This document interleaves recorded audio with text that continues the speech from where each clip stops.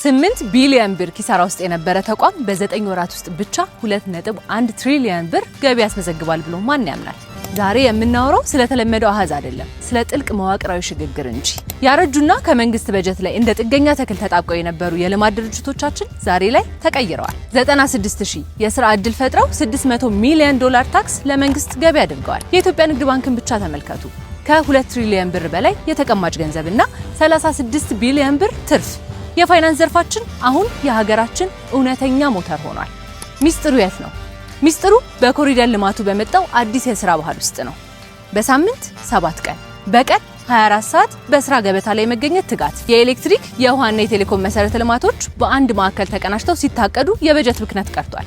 ይህ ለሌሎች የአፍሪካ ከተሞች አርአያ የሚሆን የልማት አቀራረብ ነው። ቴክኖሎጂስ ኢትዮጵያ በአፍሪካ ቀዳሚ የሆነውን ስማርት ፖሊስ ተግባራዊ አድርጋለች። አሁን ፖሊስ ጣቢያ መሄድ ቀረ። ወንጀልና አደጋን በስልክ ማመልከት ዲጂታል ሆኗል። በመሶብ በኩል ደግሞ ከ170 በላይ አገልግሎቶች በቤቶ ሆነው ያገኛሉ። ይህ የዲጂታል መስፈንጠር ወጣቶቻችንን ለዓለም አቀፍ ተወዳዳሪነት እያዘጋጀ ነው። ይህ ሁሉ ጥረት በዓለም አቀፍ ደረጃ ምስክርነትን አግኝቷል። በ2026 የሚመዘገበው የ10.2 በመቶ የኢኮኖሚ እድገት ኢትዮጵያን በአፍሪካ ቀዳሚ ያደርጋታል። ከታሪካዊ የዕዳ ጫና ወጥተን ወደ ታሪካዊ ብልጽግና። እናንተስ በዚህ ለውጥ ላይ ምን ትላላችሁ? አስተያየታችሁን በኮሜንት አጋሩ።